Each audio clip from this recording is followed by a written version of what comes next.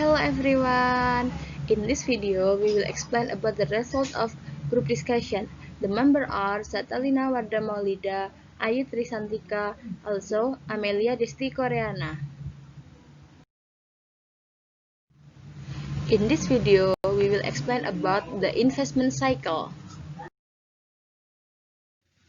In this discussion, there are several summary chapters, include the following. First, nature of the investment cycle. Second, purpose of investment cycle audit. Third, materiality, risk, and investment cycle audit strategy. And then substantive testing of long-term debt balance. And then test substantive on shareholders' equity balance.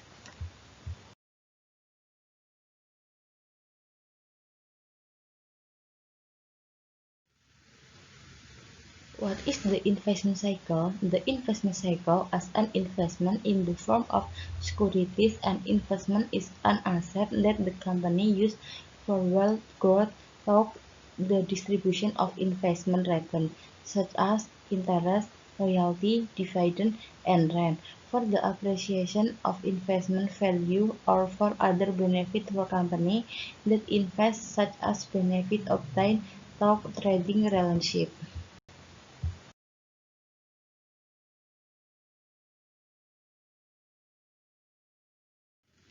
Nature of investment cycle audit.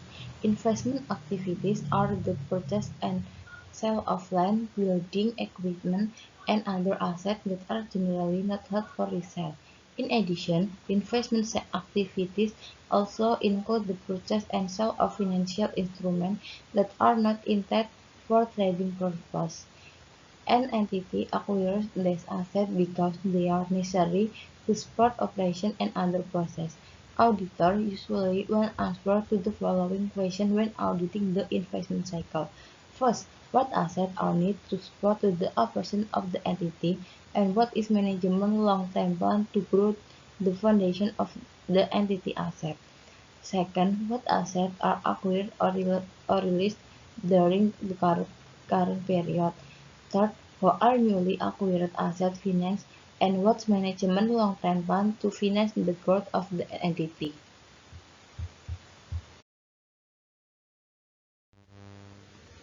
Step in auditing investment activities. The first step in auditing investment activities includes an understanding of the assets necessary to support the operation of the entity in question.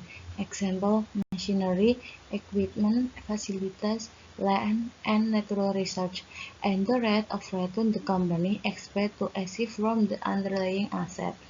The second step in auditing investment activities includes determining what assets were acquired during the current period.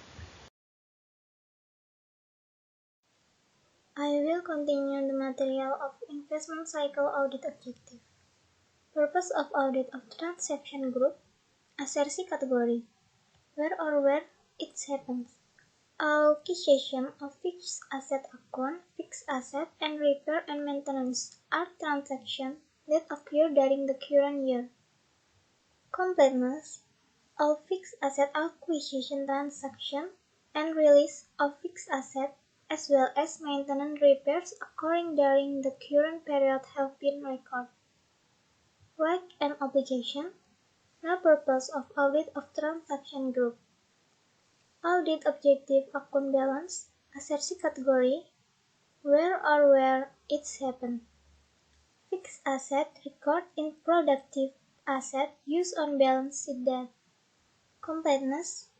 Fixed asset balance include the influence of all transactions during the current period. Right and obligation. The entity owns or gets all fixed asset record as of the balance sheet date.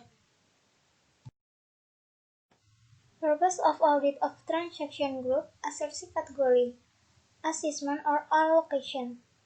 Transaction for depreciation expense and impairment of fixed asset have been assessed by TAPAT.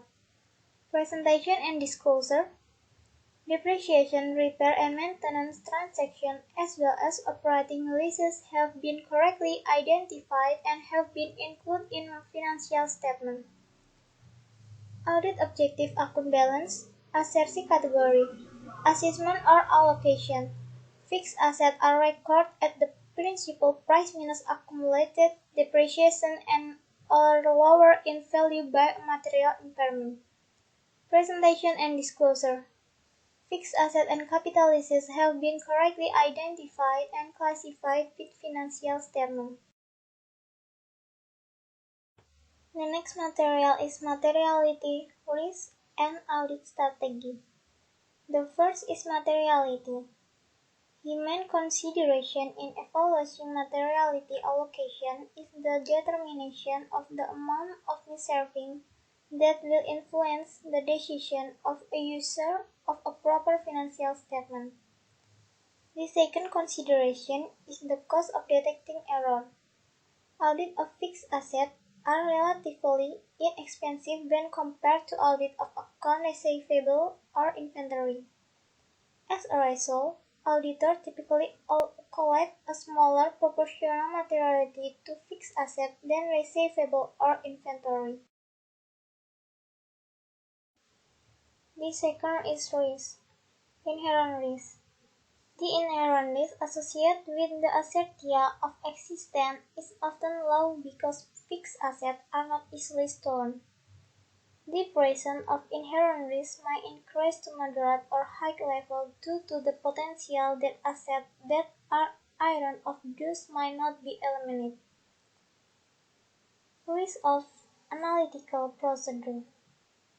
Risk this analytical procedure provide indicator of the entity need for financing and the feasibility of interest costs. Analytical procedure is element of the detection risk that analytical procedure will fail to detect material error. This analytical procedure is cost-effective and it assists auditor in evaluating the feasibility of financial statements. Control risk. In a controlling environment, for example, responsibility for transaction is usually assigned to the treasurer or chief financial officer who must have the integrity and competence to carry out this task.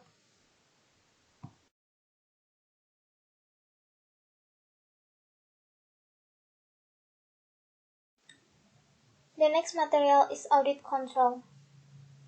Control relating to the valuation assertion include control over accounting estimates regarding depreciation expense.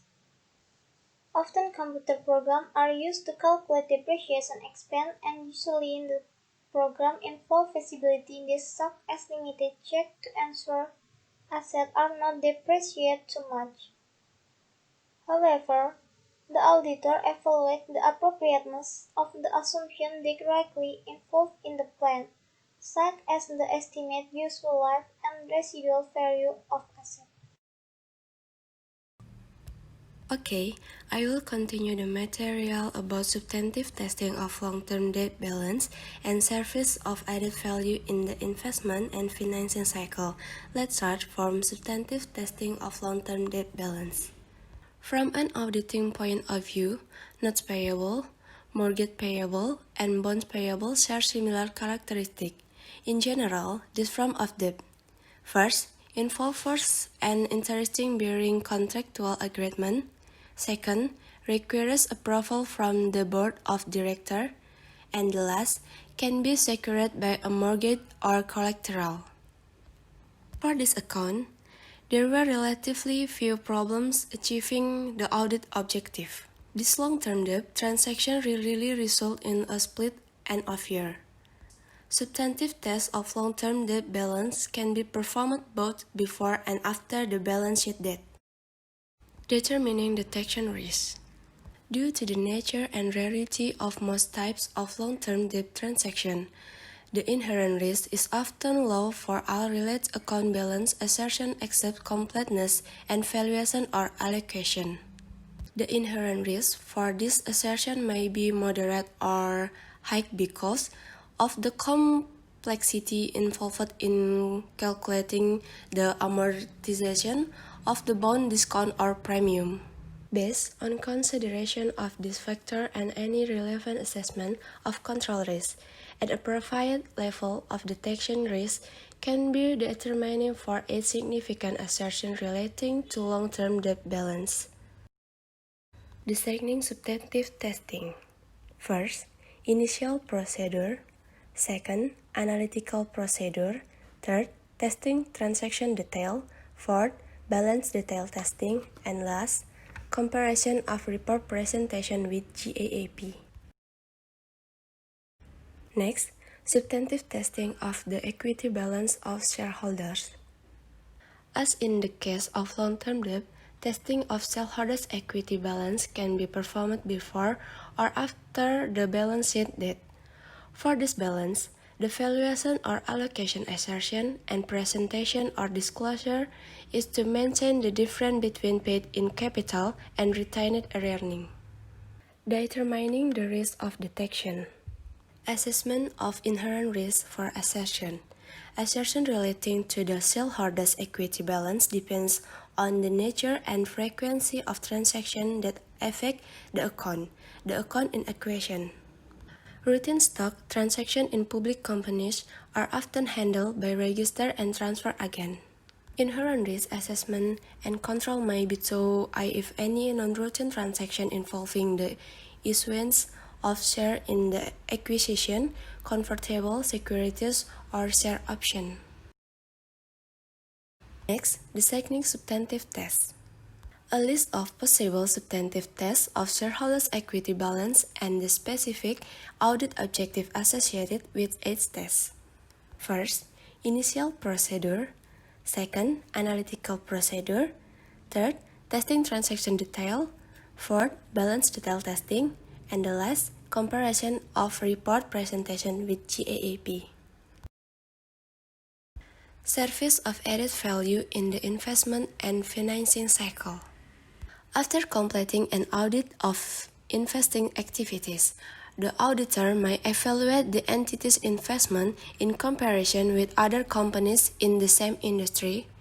Auditors can also provide two important value-added services. First, the auditor may evaluate how effectively the entity has used its asset to generate sales, profit, and cash flow and achieve the entity objective. Second, the auditor can then provide independent service by evaluating the investment assets that are planned to be an important support to achieve their goals. I written this presentation to moderator.